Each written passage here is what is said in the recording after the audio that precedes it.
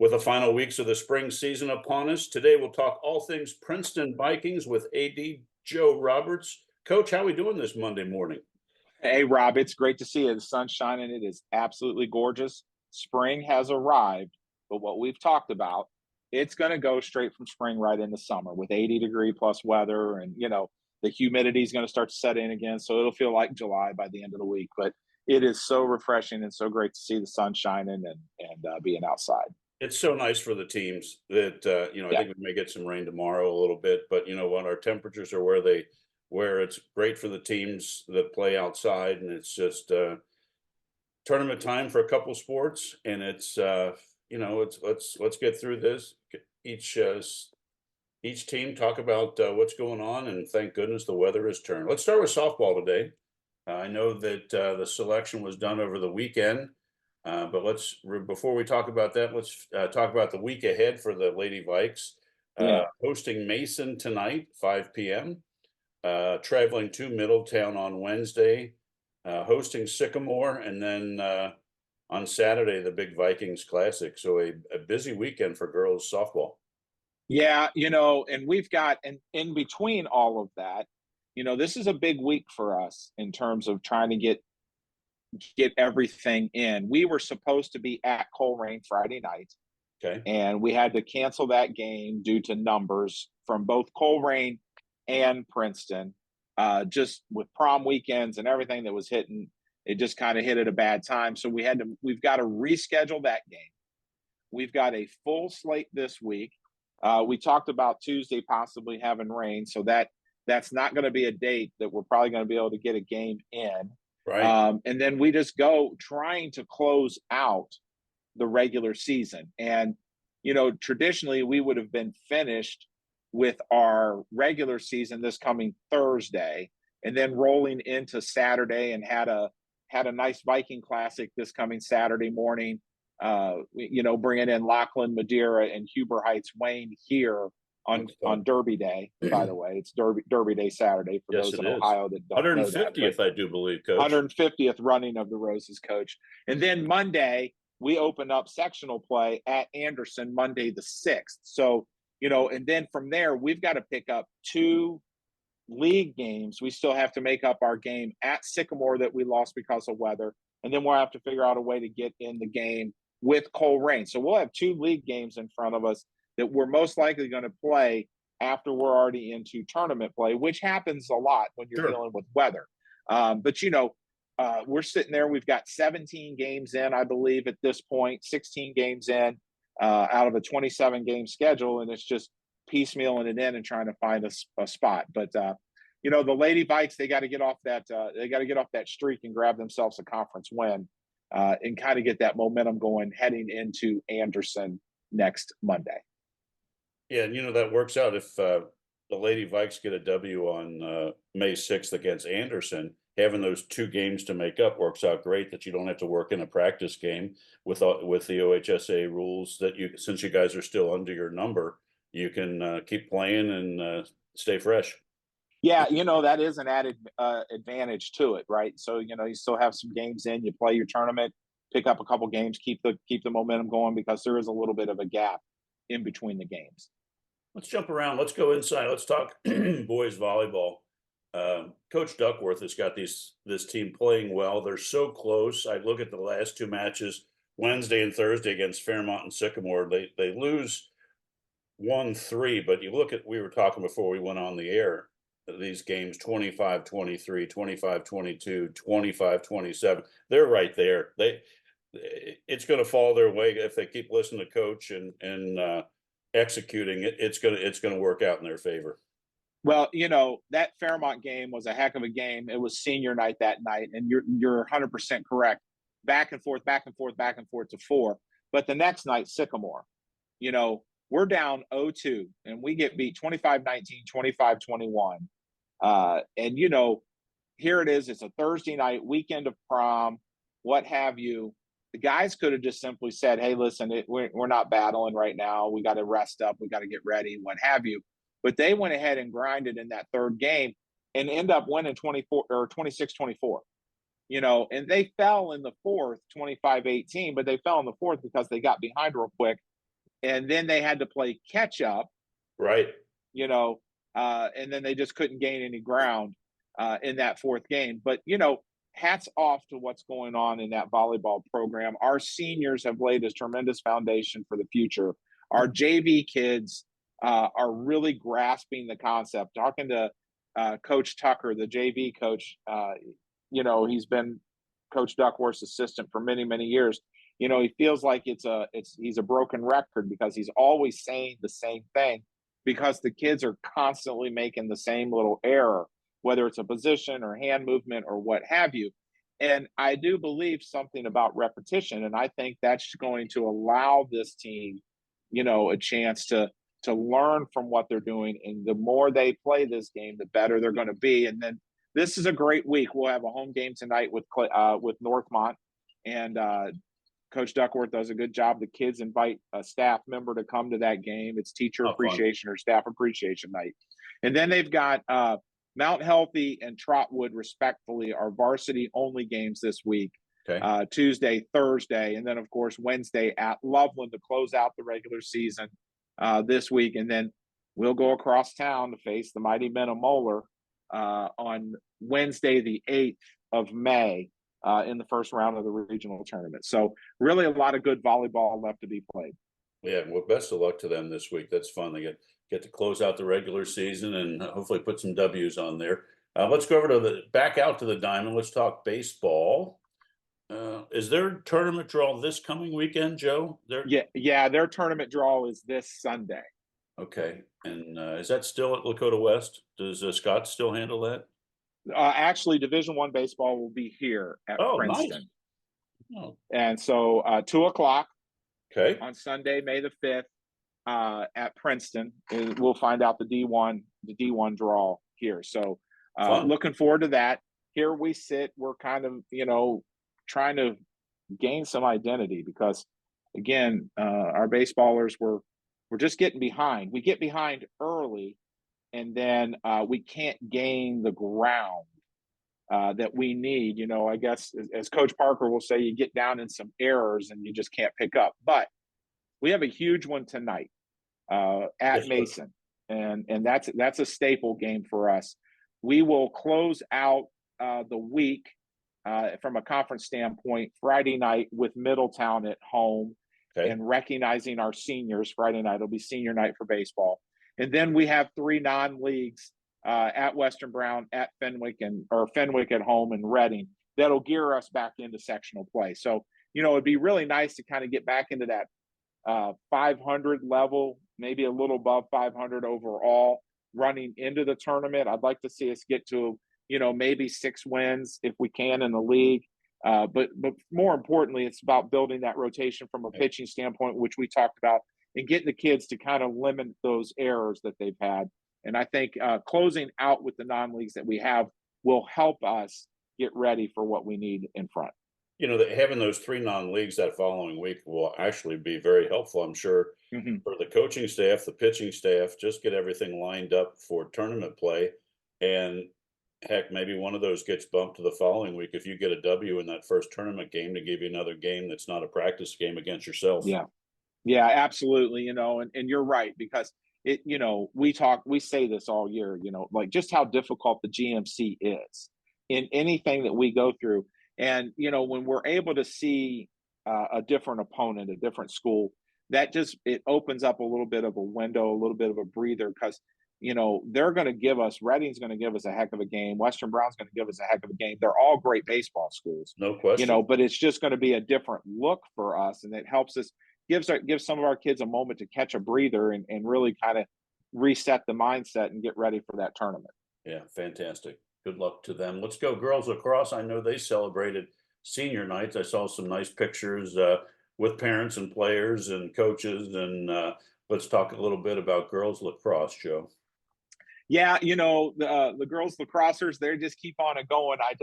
I love what Coach Short has been able to do with those girls. They've got a pretty good schedule this week. They got to go over to Cooper tonight. They got to cross that bridge and go play over at Cooper High School, which has really turned into a pretty hotbed for lacrosse, ironically. And then they'll host Chillicothe tomorrow night. And then again, they're going to close out their season. Mercy McCauley at home, and then at Alter, and then at McNick. So we chose not to enter the tournament as a team this year, moving full transition into the conference next year, and then of course entering tournament play next year. I think was a good move on Coach Short's part to just kind of say, listen, let's keep giving these girls a chance to play and keep giving them a chance to learn how to score and know what the game is about, and then get us ready for next year.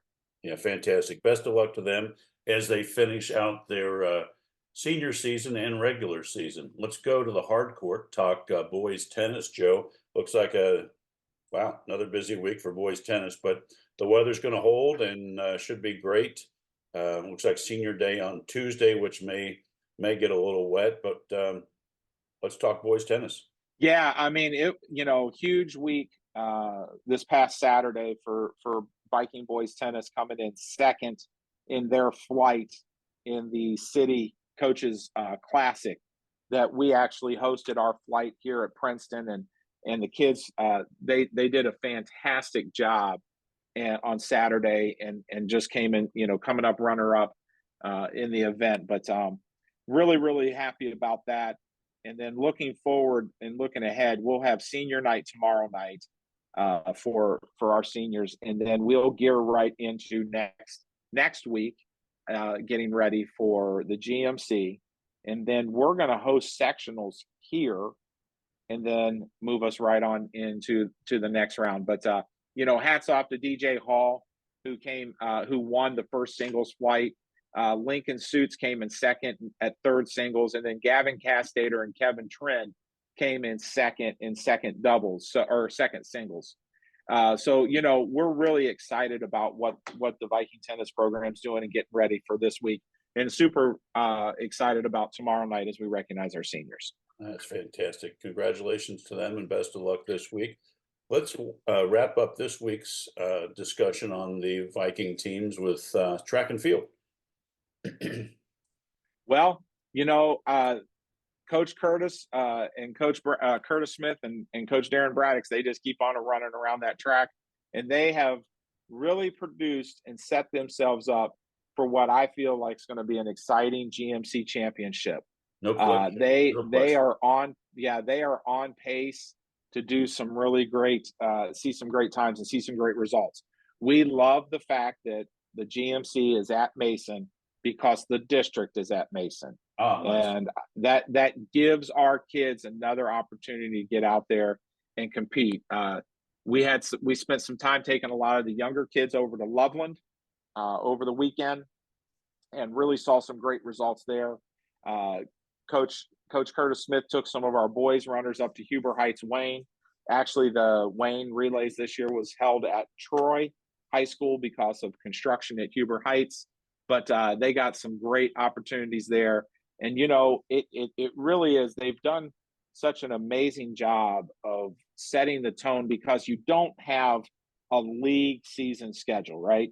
So everything that track and field does builds up for the league championship, the districts, and then region, and then qualifying into state. So everywhere that they paced us and set us has been opportunities to be in front of what we're going to see in the postseason, and that's been their focus from the beginning.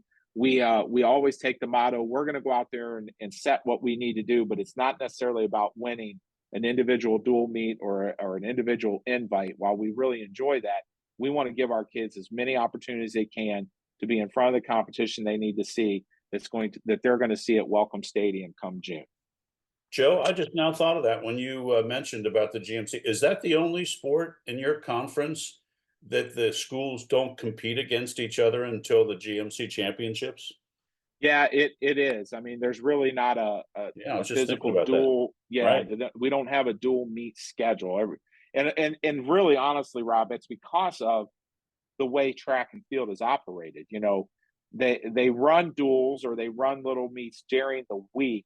Sure. And then they set themselves up for these larger invites on the weekend. So it just is, it's set up that way. But at the end of the day, we're all running against one another anyway, because we see each other everywhere we go. I wonder if like an opening season GMC meet would be an interesting idea, because you've got so many Man, great athletes in the GMC. Just wouldn't to, that be awesome? to promote all those great runners and throwers.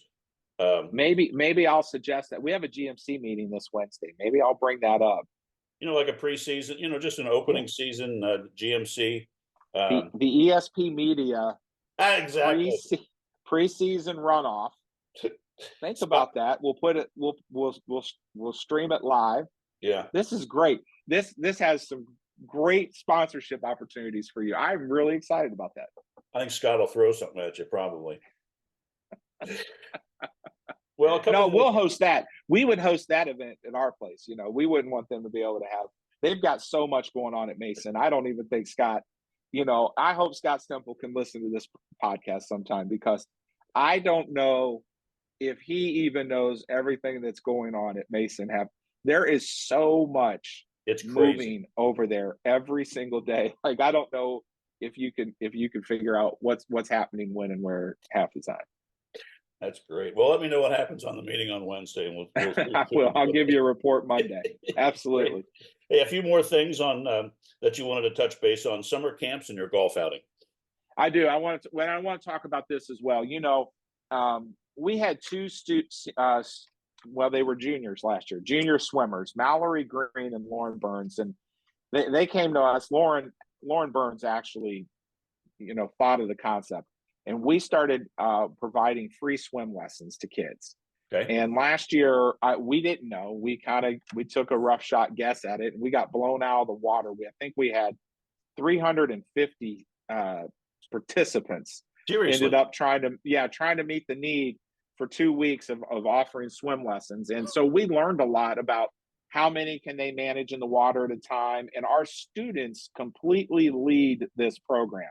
Oh, And it has so just awesome. really taken off. And we start again tonight. Registration opened and closed almost instantaneously based on how we knew how to manage it after that first year. So shout out to Viking Aquatics. Wow. Shout out to Lauren and Mallory for taking the lead and really making this a student-driven opportunity. Our coaches are there to be a part of the process, but it really is driven by the students. And they actually went out and got some non-swimmers to help. We got some Key Club students that are going to volunteer their time and put some hours in that aren't going to necessarily be in the water, but where they realized the students that are physically doing the instruction, they need help on the dry land. And so we're going to be there for that. And I'll never forget one story real quick on that, Rob. Last year, there was a mother that brought their child, and maybe kindergarten, maybe first grade. I can't remember which one. Okay. Scared to death. And if anybody knows our pool, there's no shallow end. Right. Just scared to death, afraid of, didn't know what to think. Got in the water and took off. And it was just amazing to watch our kids teach how they lost that idea that it's scary to be in the water, and just giving them the basic principles of swimming. So looking forward to that program. Moving right through, our golf team will start back up. We have a great relationship with the Tri-County Golf Ranch, and they're having a program meeting this coming Tuesday after school for the students. But at the Tri-County Golf Ranch, they will have their, what we, if we want to call it, open golf sessions, skill lessons, skill development all through the summer. But part of that opportunity is that the Vikings will go and pick the range, hand pick the range and clean the range on Sundays to support the Tri-County Golf Ranch, because that's when they mow the driving range. So we got to get all the golf balls out of there. And that's going to begin, I think, on Sunday. Actually, May the 5th will be the first range day, if you will, for the kids. So looking forward to getting that up and moving, and the coaches to kind of get that going for the golfers. And then we have a soccer camp coming up, and that registration can be found on bikenation.org. And as we get all of our camps or summer opportunities and things to that effect, all of that will be found on our website at bikenation.org. And people can go there and learn what's going on in Viking athletics. And then to close it out, the Friday of Father's Day weekend, Friday, June the 14th, the Princeton golf outing will take place, 12 o'clock start at Glenview Golf Course. It's going to be a great day. Last year, I think we were 11 groups short of closing out the golf course. Those that don't know Glenview, there's 3 nines, and we were 11 golfers, or 11 groups, 11 golfers shy of being able to get all 36 holes over there, or all 27 captured in and close the course out for the day.